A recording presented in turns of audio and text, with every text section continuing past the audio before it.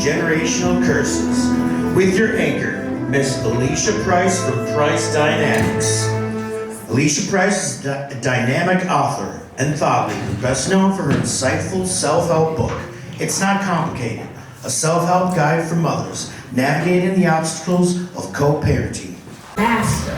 She is the CEO of Wild Child's Hair Studio, LLC in the Twin Cities, and as a third-generation businesswoman with deep roots in the Mississippi Delta, she transformed her passion from hair care into a successful studio, and she is also an amazing fitness enthusiast and instructor at F45. Since opening her studio in 2013, she has created a vibrant space that caters to the unique needs of her community and embodies her dreams of ownership and empowerment.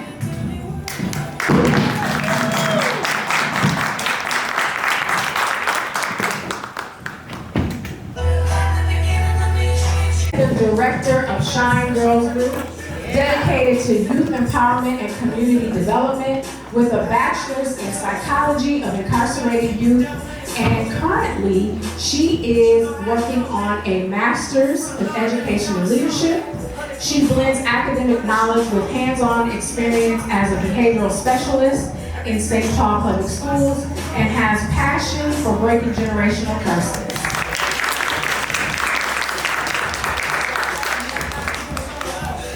We have Ebony Yarbrough.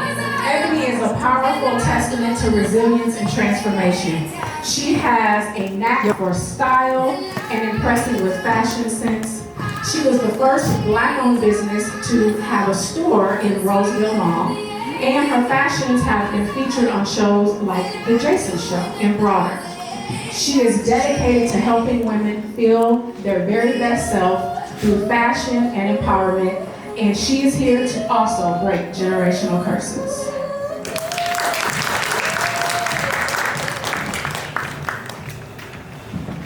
When you were arrested, who were you? What was going through your mind?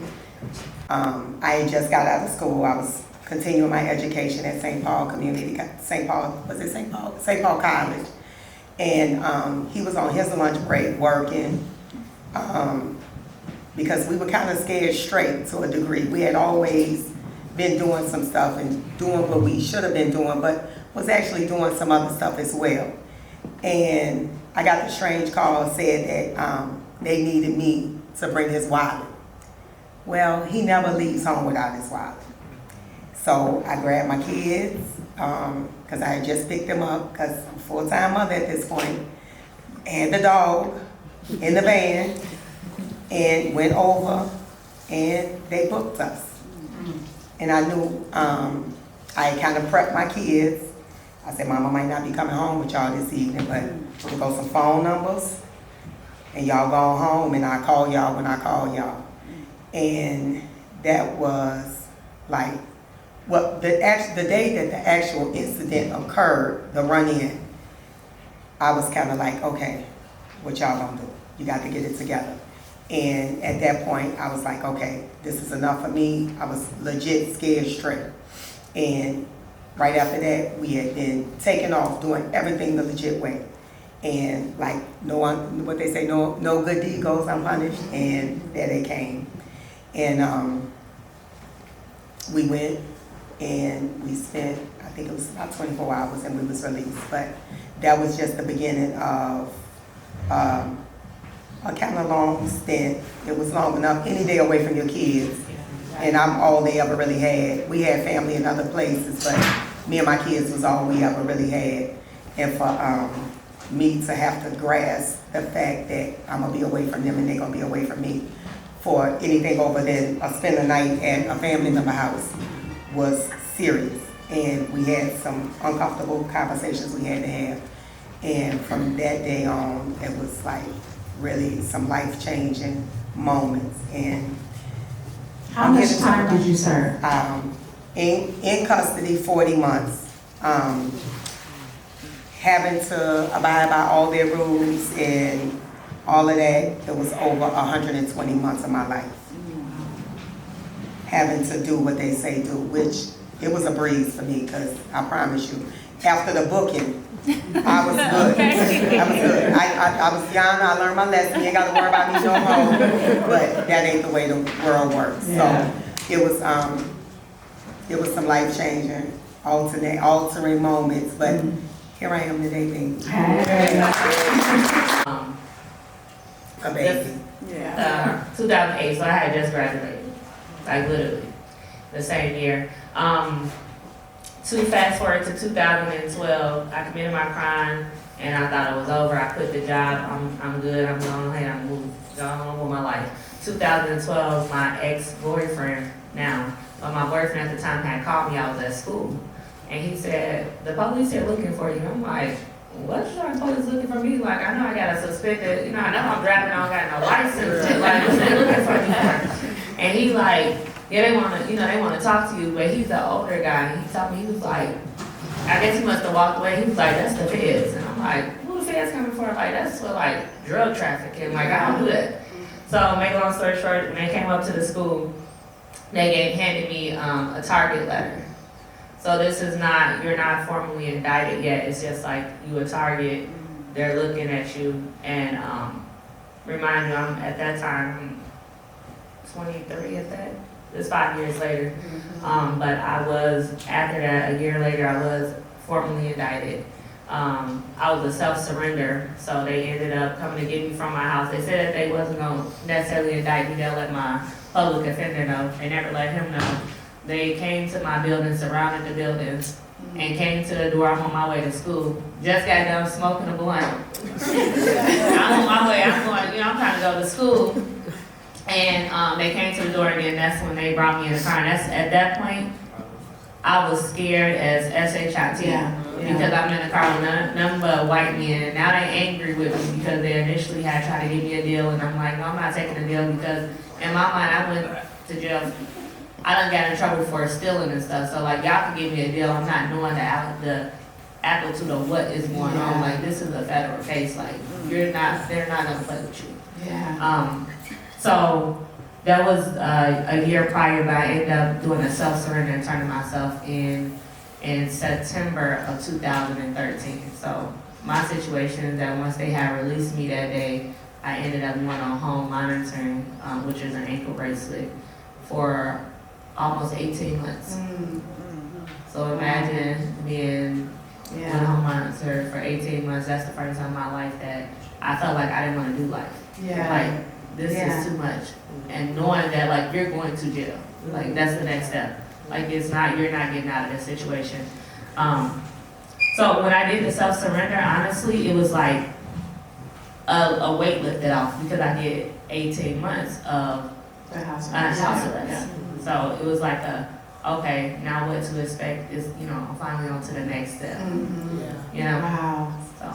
Thank you for sharing that. So my name is Ebony. Let me see if I can remember this day. How can I forget? So at the time, I was a mom of 4. My youngest was 1. And I think I had previously already been indicted, but I wasn't aware. So my indictment actually occurred in 2011. I ended up getting married in 2012, so I had a name change. So although the feds were looking for me, like, they weren't able to find me because of the name change. So in 2016, at the time, me and my husband, we owned a car lot, so typical morning, get up, get our kids ready for school. We're headed to the auctions to go buy cars for customers. This particular day went a little different. When I say they didn't surround the house, they didn't do any of that. Me and my husband were walking out of the house, getting into the car, and as we were getting into the car, they came up and knocked on the window. And they said, "Are you Ebony Cook?" Because at the time, my name had transferred to Ebony Yarbrough. I was married. And I said, "Well, I'm Ebony Yarbrough now. Who's Ebony Cook?" They then, went on telling me that I had a federal warrant that was from 2011, and that they had been looking for me all this time. So I went into custody. Unfortunately for me, it was a Thursday. I was told I was going to go to court either that same day, because this was at about 7 o'clock. No, it was about 8 o'clock in the morning, because the kids had just went off to school. So I was told that I would go to court the same day at 11, and then I would be released. Unfortunately, I did not go to court the same day, and I was held until the following week on Tuesday, which is when I went to court. Upon my release, when I tell y'all, oh my God, I felt like my character, everything I stood for, had been assassinated in so many different ways. As the shares on Facebooks of the article, it made me look like a monster. I almost didn't like myself. And it's just crazy how the media can put you out there and make you out to be this person that you're really not. I remember one of the headlines saying she was helping family and friends. Now, I don't know if y'all aware, not if y'all read the article, but I was charged with tax fraud. Once I received my sentencing, which was, originally I was offered 72 months. The judge looked at me after reading my pre-sentence investigation and said, I am almost certain I will never see this lady back in my court. I'm gonna offer her the mandatory minimum, which was 2 years. So out of that 2 years, I ended up serving about 17 months. As a mother, being with her kids every single day, y'all, that first 30 days, because the first 30 days when you turn yourself into the feds, you have no communication. You can't make a phone call or nothing. So you have to go 30 days without speaking to your family. And that was the hardest time of my life. But I will also say that was the most life-changingest time of my life. And I decided, I'm here, there's nothing I can do about it, but you know what? I'm not gonna count these days. I'm gonna make these days count. Because when I get out of here, I'm gonna show them that, this image that they that they put me out there as, that's not me. That's not me. My time spent in prison, I participated in school activities that I could because I was already a high school graduate. A lot of educational opportunities weren't offered to me, but I was offered some college classes. So I went in, I took a business management class. And when I tell y'all, I applied myself. Which every last one of you guys have done, to the utmost. Extremely thorough. But the thread, just in your introduction, each one of you were so far from the crime that had been committed. And so I want to point that out, that you had already changed your life. You had already put yourself on a different path. Tell us a little bit about your upbringing, what you saw, what your life was like, that even led to you making some of the decisions that you might have made that caused you to become incarcerated. What happened in your life? What was it in terms of family, your environment, that made you make some of the decisions that you would later regret? Well, I come from a long line of entrepreneurs, legitimate and illegitimate. And for some reason, that illegitimate hustle was so fascinating to me. I saw it firsthand. The man that I loved the most, that was my dad, was doing the most. I was born in the 70s, and I spent all my summers with him when we moved to New Orleans. So I would come up to Chicago, and I legit saw my daddy pay off a police officer, y'all. Legit, with my own 2 eyes. He had a glove box full of traffic tickets. When he opened up the glove box, the traffic tickets would fall out. Me as a little girl then, I didn't know. But now, me being an adult, those are traffic tickets. And he had wads of money just on top of the tickets. And that police officer pulled him over, it was on Lakeshore Drive, I remember. And he said, stay right here. He got out, he came back, he grabbed a wad, and we went on about our day. He paid that police officer. And we went on about our day. And I was fascinated, y'all. That did That's one something. of the first images of Yeah. power Yeah. and what money can do Yeah, when it comes to power. yeah. Yeah. So I saw it firsthand, but that seed had already been deeply embedded. But then he had sisters, one of his sisters, she was a seamstress, and they had a cleaners, and they lived, it was a storefront, they owned the whole building. It was a 4-flat, and they lived over top, and then her daughter lived on top of them, and then they had some different, I guess, residents upstairs. And then on the other side of town, one of his other sisters, I would go back and forth between them because financially he was too busy to take care of me. So he would drop me off. And auntie time is good time. So if y'all some aunties, y'all spend time with y'all folks, y'all. We need y'all. Them nieces and nephews need y'all. TTs and aunties, TVs, they important, y'all. So it's when they say it take a village, y'all, it really do. So then I was exposed to entrepreneurship. But for some reason that didn't stick with me until after the Twistmaster was born in federal prison.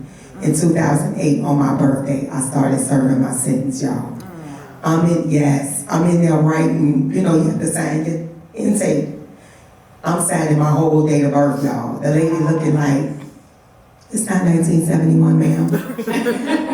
And she was like, is today your birthday? I was like, yeah.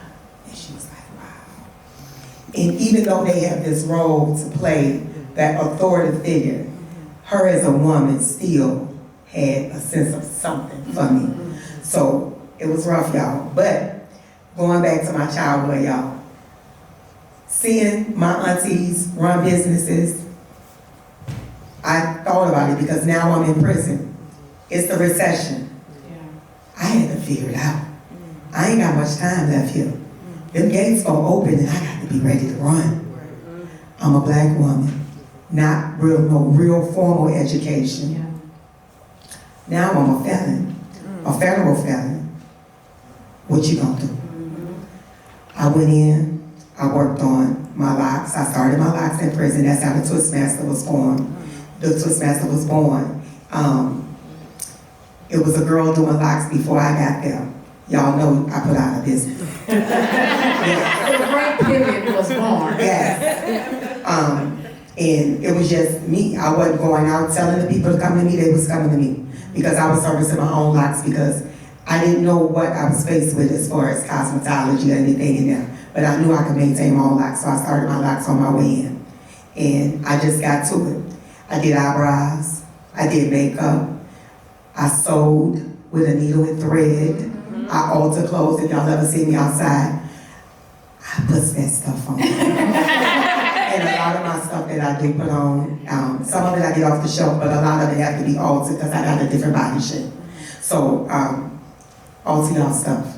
Everything come off the shelf ain't meant to be put right on. Right. Get y'all a seamstress.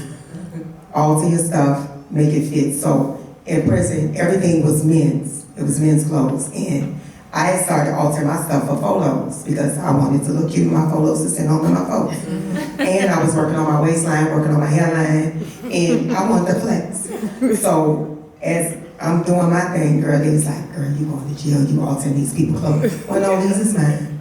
I bought them. But anything that's been altered is considered contraband. So the girls was looking at me like, who did that?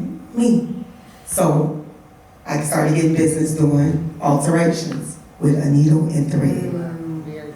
Some of the stitches I had learned in high school, but I found this other lady, girl, I can't remember her name. She sewed, and I used to peep her doing her thing. So I was like, what stitch I need to use, girl? She said and showed me that stitch, and I took off. So I was altering the sweats because the crotch was real long. I would cut the crotch out, cut the waistband off, cut out some of the fabric, put the waistband back. I was making the V-neck t-shirts because they were the big, oversized, unisex men's shirts. I was doing that. And that's when I realized, okay, so yeah, you saw the illegitimate side. Tap into that legit shit that you know. Yeah. So And you know what? I love that because you're telling how generationally something was embedded in you.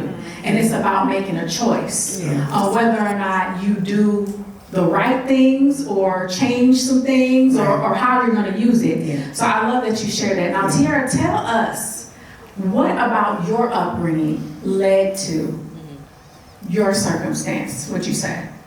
So it's 5 of us between my mom and my dad. So my mom and my dad came here from Chicago. My mom was fighting a crack cocaine addiction in 1997. So it's 5 of us with my mom and my dad. And my mom and my dad never committed a crime, not even a speeding ticket. Like, they legit were, you know, our expectation in our house was to go to school. And just do the bare minimum. You could get C's. C's was okay for us. As long as you went to school, that was okay. There was no talk about going to college or anything after that. You know, the goal was to go get a job and work. And really just that survival mode. So we had we had everything that we need. We didn't have what we wanted. So I started working at 14. My thing is that when I look back, and besides me and my brother out of 5 kids, we are the only ones, I'm the middle child too, we are the only ones that have been incarcerated or have any type of criminal record. So when I look back at my childhood, the only thing I can really point out is I wanted to be grown.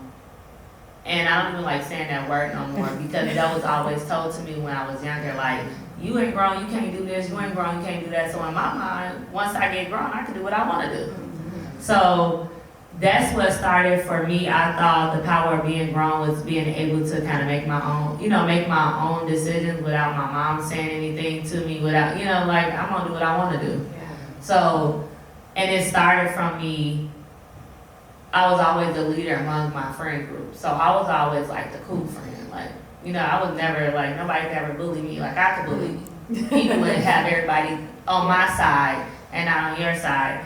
So I think even with that is like, when I was growing up and we was ditching school and I'm going out, like I'm stealing a little candy, then next thing I'm stealing shirts and I'm stealing clothes, and then next thing I'm stealing, my crime is aggravated identity theft. Now I'm stealing people's identity because it's a cycle that happens. It's like I'm getting away with this, I'm getting away with that, just a little, I'm nibbling here and I'm nibbling there, and just having that adrenaline, like I got away with it, and I always thought, my mom always told me I'm smart. I was the only kid in my household that like academic was super smart. Even some people that I went to school with would never know, like, I never had to take a test over, like, I was always excelling academically, but on the outside, my behavior was, like, off the chain, but I was able to slide through the cracks because my grades was good in my household, So my mom really didn't know what I was doing. She focused on my sister, and I'm like, yeah, I'm failing. Like, she knew what she needed to do the whole time. I'm out here doing whatever. So I think it was a mixture of, like, me really wanting to push the envelope and be grown. And you know what? That is amazing because being grown was really your tenacity of being a leader. There were things where you were like, you know what? I deserve that. I need that. How do I make that happen? So you weren't even waiting for other people to make it happen for you. You was like, I'm gonna go out here and get this. By any means necessary, right? And so I think the good message in that too is that when we see this leadership in our children, how important it is to focus that energy, right? And not to just not pay attention because you're not the squeaky wheel. Because sometimes those really good skills can turn into some mastermind skills, right? Ebony, what happened for you, would you say, when it came to your childhood, or what influenced maybe some of the decisions that you made? So I'm with you, Tierra. I had a mother who was addicted to crack cocaine. So, I mean, she lived a life of crime.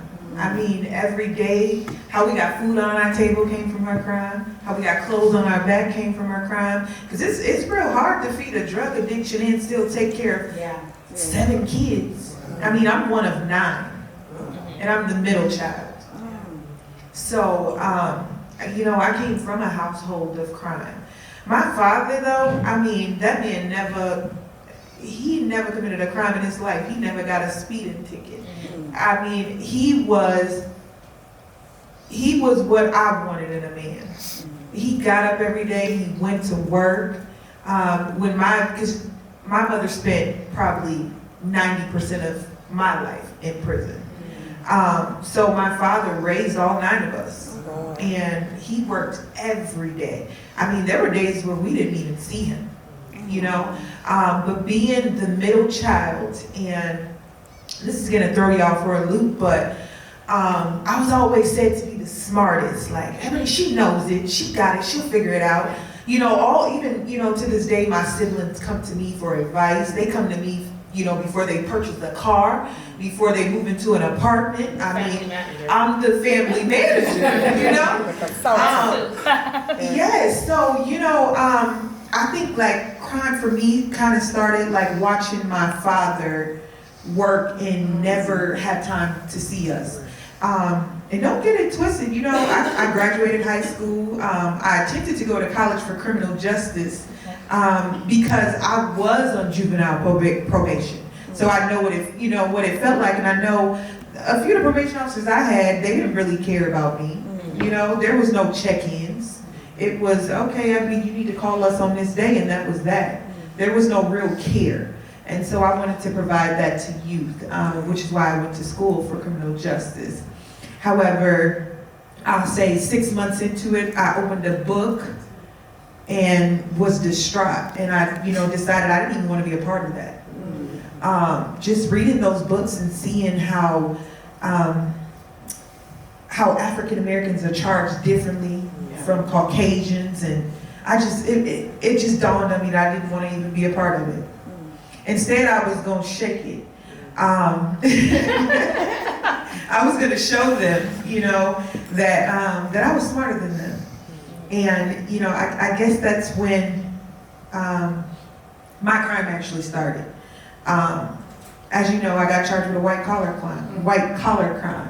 I was like, I'm gonna figure this out to where they don't know, And I see them doing it all the time. Republicans, politics, they do it all the time. They get away with it. Maybe I can too. Still to this day. Still to this day. So, I said, okay, I could do it too. A lot of my crimes, I got away with. I will be 100% honest with you. I got away with them. The moment I want to do what I perceive as a petty crime, it all kind of everything I had got away with, it caught up to me. So my charge also was aggravated identity theft. But this is gonna blow y'all. So I was charged with identity theft of my niece. And that's only because my brother said it was okay for my other brother's baby mama to file his daughter. And so, you know what? I ain't even gonna lie. I'm gonna be honest with y'all. I knew it wasn't right. It wasn't right. It wasn't right before I pressed that button. But so many people do it. Right. And I'm not trying to justify my crime because I committed a crime. I did my time. But so many people do it, like, Tanisha, you want to file my daughter this year? I got 5 kids, I'm only getting credit for 3. That's right. It's a crime. It is. And you know what I want to point out too, like for everybody here, I love the transparency because the reality is there are many things that we see happening. There are things that we've done, we've experienced, or a family where you're like, yeah, this might just be the one thing. If I just try this one thing. But that we remember that when you're not operating at your best self, at your highest self, those moments will come back to you as a mirror when you least expect it. The one thing I want to point out, because in understanding who we have in the room and just the sisterhood, because I had an opportunity to meet with these 3 women and they shared their stories with me in more depth. And I felt immediately in that moment, I felt closer to each one of them. And I haven't even seen all 3 of them together since that day, which was actually like 3 months ago, which is crazy. But I felt like there was an immediate connection. And so what I want to tap into for everybody here is that sisterhood and the connection that happens when you're incarcerated. because we have a different view and an understanding of what prison is if we haven't been there. And I understand that when you all were talking, you could recall certain people that were working there, certain women that were incarcerated that held you down, that you helped out, that you still talk to. And I want you guys to help paint the picture for us of the sisterhood that you had and that you built during your time of being incarcerated. What was that like for you? Well, y'all should know, some of y'all might not know, but the system was really not built for us, for real. And I don't know, but a lot of the women that I ran into in prison, they should have been in the same asylum. It's so much mental illness in prison, y'all. And that was one thing. It had got to the point, y'all, where to keep from losing my mind, I had to laugh at some of the stuff. I cried some, but then I laughed and I tried to make light of it. I remember one time standing up, we in the unit, it's about maybe 300 girls. It was 1,000, give or take 1,000 women at a time on this compound. And I'm in my unit, and something just had went on, and the whole unit, it was just bugging. Had to be maybe about 100 girls or more in the unit. I just went stood up on the unit, on the counter in the front. I said, y'all, I made a wrong turn somewhere. This ain't prison. This is a damn sane asylum. And one of the girls in the back, she said, yeah, bitch, you in the right place. Dare she say that? But for real, I'm aware of all my illnesses. I know things. But y'all, the crazy that I saw, it was real, y'all. It was real. So if y'all see somebody out there that could use a hug or something, y'all lend them a hand, because that's what all of the women, I ain't gonna say all of them, but a lot of the women in there, they just needed somebody to be kind to them at some point and couldn't get it in, or needed some help, some mental illness or some kind of psychiatric evaluating and some help. They needed some help. So that was it. Girl, what was the question, girl? I just had It's a conversation. It's a conversation about the sisterhood. system in the sisterhood. Yeah. So it's funny because once I got there, you find your people, and you can tell a lot of girls in there, y'all. You can tell the girls that came from like the street hustling versus to the white collar, more classier crimes. I'm gonna call it that. Because Ebony crimes. We talk about Ebony crimes. and on some real stuff, yeah, my crime was considered a street crime, but I wasn't on them girls' level, y'all. Them girls, they was in there bragging, and they was real, cause it was looking down on the other girls that came in. I was like, why y'all treat these girls like that? Y'all got it, y'all boss chicks. You got 18 pairs of this, 18 pairs of that. When the girl come in, put her care package together. So me being the cancer that I am, some girls was coming in and they was messed up, y'all, because I ain't gonna lie. A lot of women come to prison, and if y'all could see the visitation room in a women's prison compared to the men's prison, it's sad. It is sad. It's 1 or 2 women in that visitation room, y'all, visiting with their folks, versus to these men. They got these women, men, everybody is going to see these men, but the women ain't getting that support. So I kind of started my own little way to support, and it did something for me to be able to be a blessing, because my situation was bad, but it still wasn't that bad. I had that go-getter, I had that drive, and I was eating off the lane. I was getting mine out the mud, and that was that hustle in me. So those girls that came in and didn't have nothing, you could tell because you come in intake, you get a different outfit, you get a different pair of shoes because they take everything from you. And if you see the same girl walking around for 2 weeks with this same intake stuff on, that means she ain't got it, y'all. So I went to them boss chicks who was getting, girl, give me a pair of shorts. What you got? Give me this. This girl just came in, she kind of struggling. What you got? You got some sneakers, you got a shirt, give me that. And they was like, who you giving this to? I was like, I don't know if y'all seen, Y'all seen her, the chicken and orange Dickies. Yeah. That's been in for 2 weeks. So that was my way of giving back, even though it was a bad place. Yeah, I like to be a blessing. It's better to be a blessing and give a blessing than need a blessing and can't get a blessing. Yeah. So that's who I was. And who you are, though, that's the thing. yeah, That's who you are. it's in me. Yeah. It's in me. And it's been in me a long time, y'all. Absolutely. And the chicks that I connected with, they all still doing their thing, y'all. We keep in touch. It was over 1,000 some girls. I don't remember half of their names, but y'all know they know me. And they hit me up on social media. We got a little Facebook page, and we all kind of check in. But my real chicks that I connected with on a real personal level, we got us a group chat, Yeah. and we keep in touch with each other. We done visit each other. We done came to each other's houses, and we really rock with each other. I love that. So yeah, and I call them all my cousins because sister was hard for me. It was kind of hard because yeah, my mama got a daughter, but it wasn't that. It was a bunch of dysfunction coming from our upbringing. My mama lost her mom as a little girl, so she didn't really know what it was to be a mother. So how can you mother and raise some children and have that connection when there was so much dysfunction? So we didn't really have that. We working on it now. But in prison, I called all the girls my cousin, and then all the little stub mothers, they was my cousins too. They was cousin. And so when I walk around on the compound, they hollering, cousin! And they be happy to see me, y'all, and I ain't gonna lie. I like that I could bring some joy and bring some life to the people in a dark, dark place. Yeah. And that's what I really pride myself on being.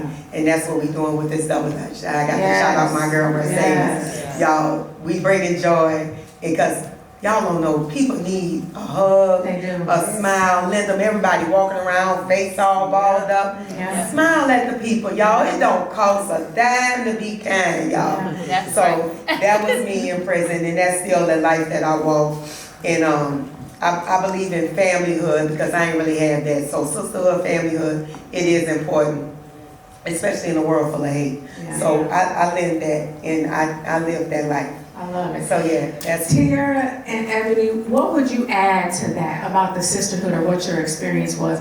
And then after that, I need somebody to mention, because I remember you guys telling me a story about there being a person working in the prison, and you guys were there at different times, but you remembered this woman and the hatred that was coming from her. So the juxtaposition, right? So we're talking about the sisterhood. Matter of fact, let's just switch to that because Twist hooked us up on the No, because sisterhood. I wanted to talk about that. Okay, please.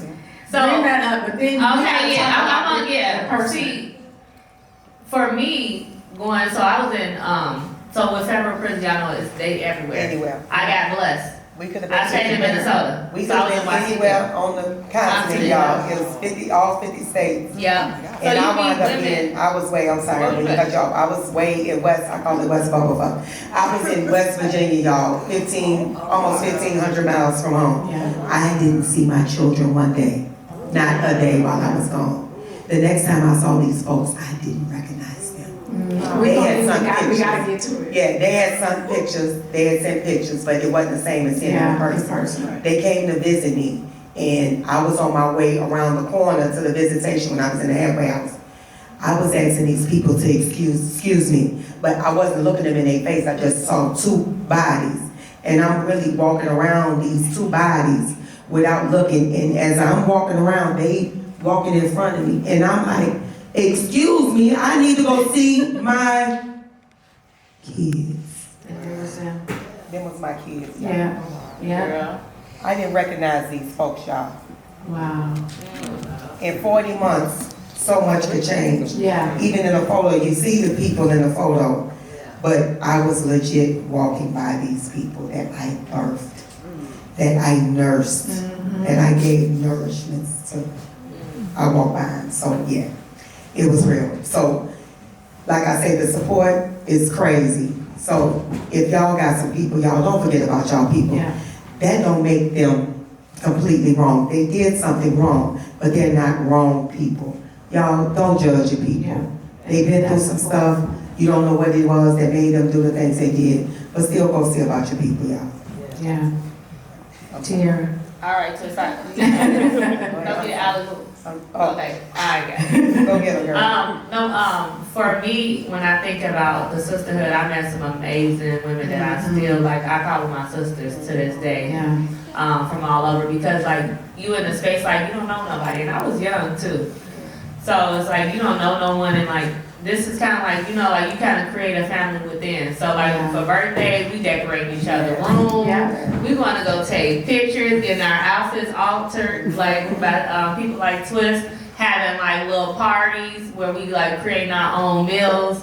So like, we really did create that sisterhood within each other, because like, this is your family, this is who you're gonna spend Christmas with, this is who you're gonna spend birthdays with. And just knowing that it's also a survival mode too, like, you gotta be careful, you know, who you decide to share with, because a lot of it is about time too. So when you come in there, I got 32 months, and to me that was like a lot of time. Yeah. I come in there, I'm like, if you don't shut the hell up, this lady been in here Right. for 32 years, or they got a long time, and Yeah. this is really like their world, and I just started thinking like, you know what, I'm just passing through. Yes. Like, this is y'all world, I'm just getting out y'all way. Yeah. So it got to the point like, you gotta watch what you share, you know, and it's like, I know some people they're not intentionally trying to be malicious, but if you got 32 months and you coming in here and I have 32 years, Right. I may feel some type of way, you know, at some point. Yeah. So, but those are my girls still to this day. Yeah, you got to learn the etiquette. Yeah. I love that. Ebony, what happened for you in terms of that sisterhood or connection? I know when your mindset was really, I'm passing through. This is not for me, this is not my life, right? So what was it for you to make a connection or to have support while you were there? So I think my experience was a little different. So when I first arrived at prison, I was scammed. I'm just gonna be 100% honest with y'all. I walked in there, the girl was like, yeah, you need toothpaste, you need some socks, you need, you know, she hooked me up with a little care pack. I'm like, oh, okay, it's not so bad, you know? Until the next day, I went and looked on my locker, and she had a whole list that added up to $58. I'm like, well, I thought you were, you know, being nice. You know what I mean? She's like, you paid for that. She gave me a whole list. When I tell y'all, no, seriously, she made me some cheesecake. She made me a potato bowl. She made me a meal with the dessert. I'm talking about everything, y'all. And the next, I think it was a Tuesday, I was supposed to turn in my new man canteen or whatever it's called. Commissary. I was turning that in, and baby, on top of my locker was a list of everything she wanted to add it up to $58. Girl. I absolutely did not. I absolutely did not, because we didn't discuss this. I didn't agree to that. You want your toothpaste back? Take it back. You better pop up that cheese. So, I mean, I don't want to say, and then back to what, Twist, what you said, there were them women in there that acted superior, and that didn't sit well with me. You know, I'm a very humble person. Any person that knows me, I can have $10 million, and I'm still gonna go to KFC and get my chicken and my coleslaw. I'm still the same Ebony, and that's why a lot of my customer base really connected with me, because I never changed. You know, no amount of money can change the type of person I am. I'm a loving, giving person, and that's just my nature. Even when I'm cross, you know, I still love and I still give to people, because that's what makes me happy. Right. But I read books. I went to school, I read books. I didn't have a group of people. I was most definitely an introvert, because a lot of people were still stuck in their criminal mind state, and I was trying to come up out of that. You know, I was trying to come up with positive ways to get out and show my kids, because my biggest regret was like, I just felt I let my kids down. You know, I'm showing them the same thing that my mother showed me, and I need to show them something different. And so I spent every single day in prison that I had on my bunk reading books, I reached out to my family for them to send me in books that were educational, that was gonna stimulate my mind. And that's what I did. I didn't have a group. I can't say there's a bunch of people that I still talk to from prison, because there's not. You know, I used that time to get to know myself so that I can figure out how to make myself better. Wow. So my microphone died.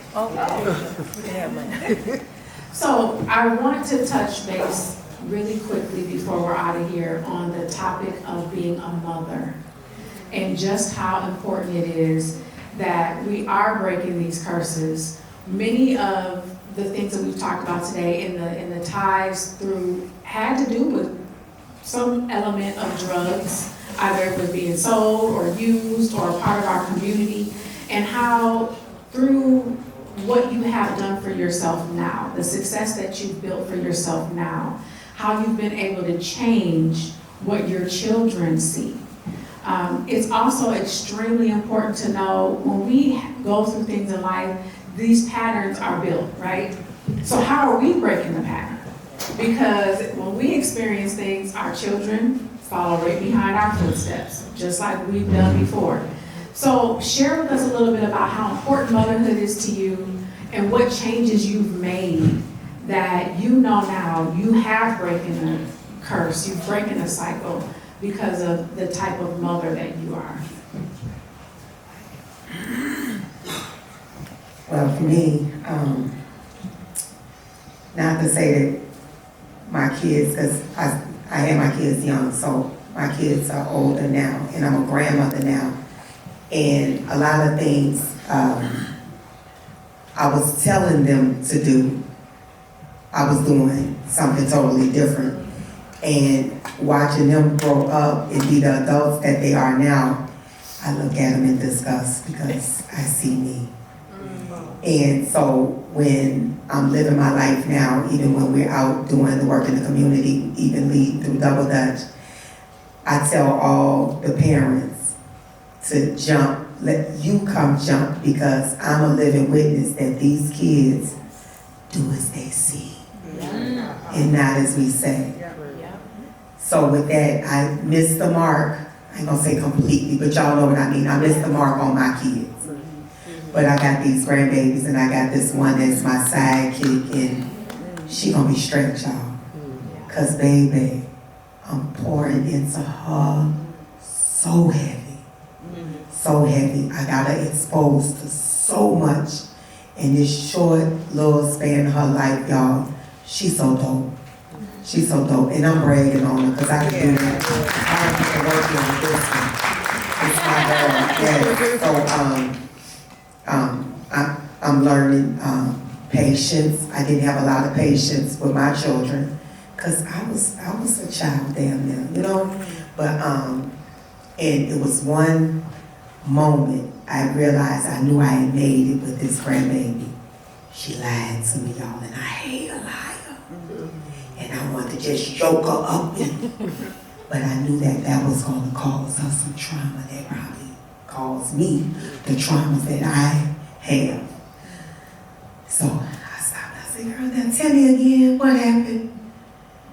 Yeah, because it just, oh, my bad, y'all. Speaking of, that's the grandbaby mama. But I caught the lie and I made her come back. I said, all right.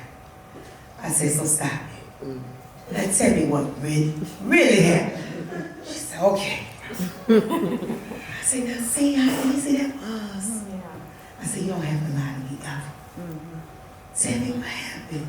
It's not that big a deal. My mama never told me that. I just got bust upside my head. That's right. And it was out of fear. But now I got even more fear. So it made me a better liar. But guess what? Today, I don't lie about nothing. I might lie to the judge or police officer. Forgive me, I got my somebody in the back seat. Because I speed, y'all. Me and Mercedes, y'all might catch us speed. But we got stuff to do. We don't borrow time. But I don't lie no more, y'all. If something come up, I just tell my people, hey, something came up. I ain't gonna be able to do it. Yeah, that's it. I don't lie about nothing. Because I lied so much as a child out of fear. Don't nobody scare me today. What you gonna do to me? Because I can fight. No, I can't, no, but I don't have to, because not physically. I got my words and I got other things that could take care of me. I got life skills, yes, that could take care of me. I don't have to defend myself physically no more. That's right. Yes, because that's a broke, they say fighting is a broke woman's sport. And that ain't me. Okay, so yeah. So yeah, I'm pouring into these grandbabies, y'all. And that's what I'm doing. I'm breaking some curses, because she deserves it. She a good girl. She deserves All right. For me, so when I was incarcerated, I didn't have any kids. I just had my son I forgot how old I am, like 4 years ago. So for me, one thing that I know, like with my son now too, is definitely that patience and really I'm a strong believer in experience is counted by exposure. In order to get those experience, in order for them to learn, they have to be exposed. So I'm really big on that. Like when I had got out of prison, my biggest thing was like, when I get out, I'm hitting the ground running. I'm not turning back. Like it's a wrap. And it's for people that knows me, and that's where I get that. You know, that's where I get that motivation from. Like I want to go out here and I want to get it. I want to do something different. I want to do everything that I dreamed of. Like I used to run on a track dreaming about traveling. So it's like, this is personal. This ain't got nothing to do with nobody else. This is personal. So even me giving that to my son, like, you know, this is something that I want to expose him to. I want him to see the world. I want him to understand how to be, because he's a black boy. You're going to be a black man. I have to really mold my son into how to operate in this world. Because I can't teach him. I know for sure our children is not going to be treated the same as other children that don't look like them. Like that's the reality of it. I can't flip it, twist it. Like that's just what it is. So it's really my thing is being a mother is preparing him for the world, preparing him for when I'm not here, to still do the right thing and to still uphold integrity into who he is as a young boy and as a young man. So that exposure is big for me.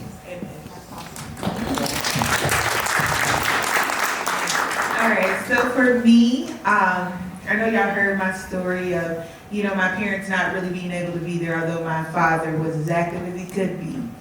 I pride myself on being there for my kids, being there for their school events. You know, my kids probably say I'm a little bit strict, but, you know, I'm big on grades. And, you know, I pride myself on my kids' accomplishments. I've got 2 amazing track runners, and they're here today. One of my daughters plays basketball. She's varsity. My other daughter, she runs track. They actually both run track together. They've been running track since my youngest was in 6th grade. She's been varsity. I pride myself on my kids' accomplishments and being there to support them. I don't want my kids to be like me. I want my kids to be better. And anything I can do to help push them to be better, I'm gonna do it, because that's my job as a mother. And I just, you know, every day I have no problem expressing to my kids my mistakes, because I can sit here and act like I'm a saint of a mom, and that ain't gonna teach them nothing, you know, because nobody's perfect. And so I believe in being honest with my kids, and so I practice honesty with them. That's awesome. I love it. I started thinking, as you guys were talking too, about like a moment in my life where I'm thinking about when I recognized a curse had been broken. You know, when you are a mother, you want so badly to provide things for your children that maybe you didn't have. And so sometimes, and this happened for a lot of us, we coddling our kids in a way. When we've had some hardships and some struggles, we're like, oh, you're not gonna go through what I went through, so I'm gonna make this nice and easy and cushy, you know, for you. And so we can't get caught in that, but I love that, you know, Twist is recognizing an opportunity to pour into her granddaughter. And then Tierra is recognizing, like, I wasn't a mother at the time, but now my son is not gonna know the type of mother experience I had with any addiction or any of those things. This is something he does have no idea about, right? And then Ebony's like, yeah, I'm a little strict, but, you know, look at who I'm producing. And I have these amazing children, and so it's so important to be able to look at our hardships and the things that we've gone through and still see them as tools, still see them as opportunities to be successful in new ways. What advice would you give women, as we're closing, who are stuck maybe right now? They're trying to figure out a way. Some opportunity may come up that seems appealing. It might not be the best opportunity. What advice would you give them to live their life in a righteous way, on a righteous path, that their children can actually be proud of, that leads to a legacy? You know, they may be going through some things that you guys may have experienced in the past. And if you could leave her with something, what would that be? If it sounds too good to be true, y'all, it's too good to be true. Don't fall for the banana in the tailpipe. So, with that being said, ain't no real get-rich schemes ever gonna get you rich. It's gonna get you in a situation a lot worse than what you're dealing with now. Have that will, that drive, the dream, write down it. If you see it, you can achieve it. Go get it. It's yours. And that's it.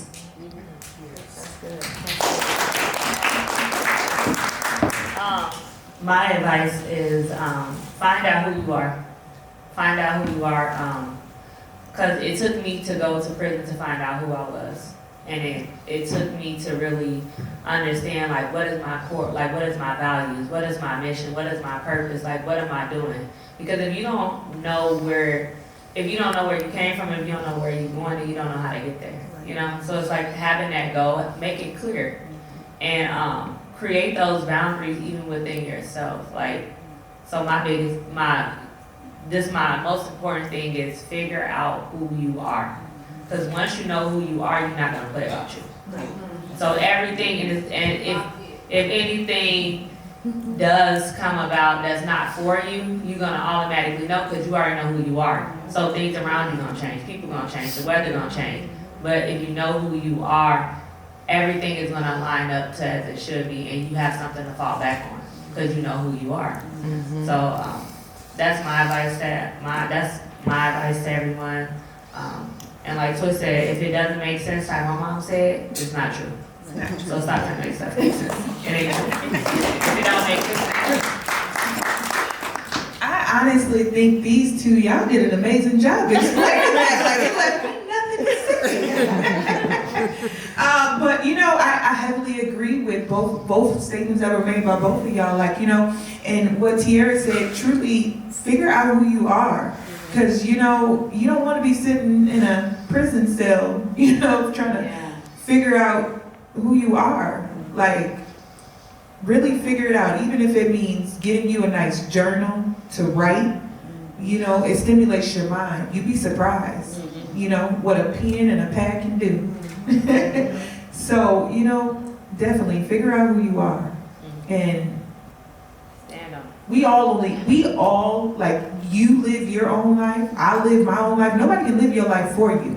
You know, every direction that you choose in life, whatever that consequence is at the end of that, you are the only person that has to pay it. Yeah. So remember that, and don't be easily influenced. You know, for every choice, there is a reaction and there's a consequence. So make sure that you're making great choices for your future.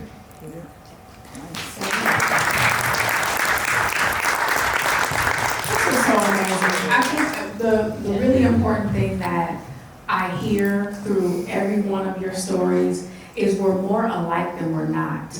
And if more women would walk away with that, with understanding that before we judge each other, we have all experienced very similar things in some way or another. And if we can find those similarities, then there's a way to connect, there's a way to support, and there's a way to build and create impact, which leads to breaking generational curses. And that is exactly what we're here today to do and to continue to carry forward. I thank all of you for being here. We do have a few moments for some questions, and then we'll have some time to kind of connect afterwards. If there's one or two questions that are pressing, I welcome you to ask now before we end. while we have these amazing women here, and we got a question. It's not really a question. It's more of a statement.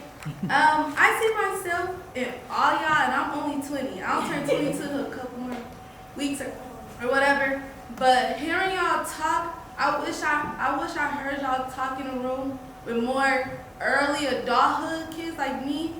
We really need to hear stuff like this. Well, find the room and we coming. You find where you want us at and we'll be there. That's my I'll make it happen. We can I make grew it happen. so much. Like, I see the hustle up in you. I got that up in me. Miss Tierra, your past and where you want to be. Me and you got some of the same goals. I want to be a principal. I want to own my own school too. I got my own businesses. And with you, I love like how you carry yourself and the way that you think and stuff. That's how I'm starting to think. I found myself. Well, I recently found myself. And I'm putting all these puzzle pieces together. And it's like, it makes me so proud to see that I can get there. Yeah, Like, y'all are an example that I can actually just get there. Without having to go through what we went through. You get there. Like, I mean, yeah.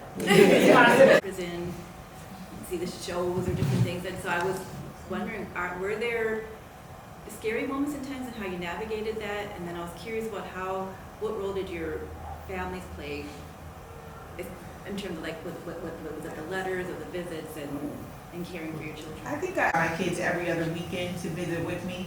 And, you know, that's why when Twist was talking, I remember those moments of those women being in there, and it was just two of us. You know, it was just two of us in the visiting room. And if I'm getting to visit every other weekend, I'm seeing these same two people, yet I'm hearing all these women talking about these kids that they have and these families that they have.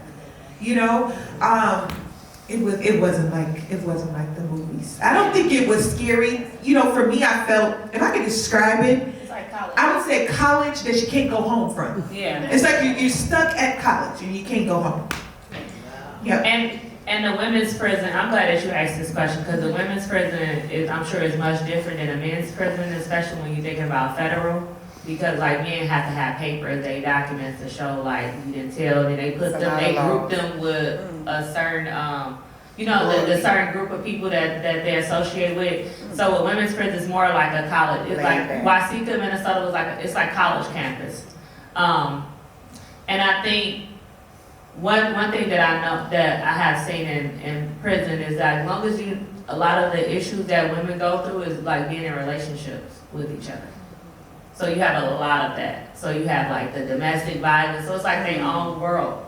Like seriously, it's like their own little world. It's definitely like a completely different world from where we live in right now. Yeah. It's like a whole nother world where it's like it's a world within a world. yeah. I will say you'll have someone that preys on that. You know, and I was so young too, like I was literally like 23. You know, I'm young, so it's like he sending me all his money and I'm getting all my stuff, and then he sent marriage papers. And I'm like, and some of the older, and this is why I appreciate that sisterhood, because some of the older women in there like really like, you better don't sign that or anything. So but my mom and my sister had came up I think about 2 times. One time my sister couldn't come because they said something about her outfit. So they make it very hard for families to come. And I worked in a visitation room, and it's not a lot of families that come in there. And each time you come in and go out the visitation room, even as one of the inmates working there, it's degrading. Very degrading. So you're getting strip shirts, you pulling down your pants, you opening up your booty cheeks, you got a cough. You know, it's like all of that. And I heard some women say like, I don't want to go through that. You know, I don't get the point. I didn't quite get that point, because you do search the people that come here. You send them through metal detectors. You make them empty their pockets. You know, all these things. You know, and then she's right. Like it's very degrading. At the end of that visit, you just know you're gonna go back there. You got to take off everything, and it's like it's kind of a repeat of walking in over and over. One of my scariest moments was halfway through, I got a call that my mom was almost terminally ill. Almost lost my mom. This has been my girl Like, it's been me and her. Like, I had my daddy, but he was MIA, you know, men in the street. But for me to lose my mama while I was away, it was one of the hardest things that I thought that I would have to deal with. And then I got a letter. No, I wrote my mama, and I told her, I said, go and be at peace. If you can't hold on, don't fight for me. Don't feel like you failed, like you didn't do what needed to be done for me. Yeah, some balls got dropped, but that still didn't mean she failed me completely. I was aware of the decisions that I was making, and I wanted her to know that I loved her, I appreciated her, because we still had a good childhood. It was some traumatic stuff that went on, but listening to some of these other women's stories that I've heard in passing, oh, I take my bad over their bad any day. So I had to let my mama know I appreciated her, and I loved her that much to let her go and not be here suffering. Cancer is a mug. And with that being said, y'all, my mama's still here. She'll be 83, I think she'll be 83 in May. That's right. And she kicking, not high, but she's still kicking. And we talk daily, we've had some times, and she did her thing. Like, she did the best with what she had to work with. Like I told y'all, she ain't have a mama. Her mama died when she was 4. So how can you mother somebody that you've never been mothered? That's a skill that you ain't learned. Her stepmother came in and was just cruel. You would wonder how a human could treat another human the way that she treated my mom. It was crazy. So you mother the way you've been mothered. It wasn't that bad because she was still my mama. This lady didn't care nothing about my mama. I don't even think that lady would even did that to an animal. Some of the stuff she did, but it was rough, but I'm here. I'm strong, I made it. And I want to encourage y'all. It's not there in prison because the lack of support when we on the street is the same lack of support. It ain't gonna change when you're gone. So it didn't change. We remained the bosses. I did what I had to do. I wrote my baby. I made her gifts. I was sending home crafts. I was everything through the mail and through that phone. I did what I had to do. But because that's who I was. I was the support system. I was the nurturer. I was the caregiver. It didn't change. I just changed from where I was doing it from and how I was doing it. Yeah, that was all that changed. And she made it. My baby made it. Yeah. So, thank you. Oh, we got one more question. Government fund, well, we got a new guy in office, you may not have that. But we have government funds that are funding systems.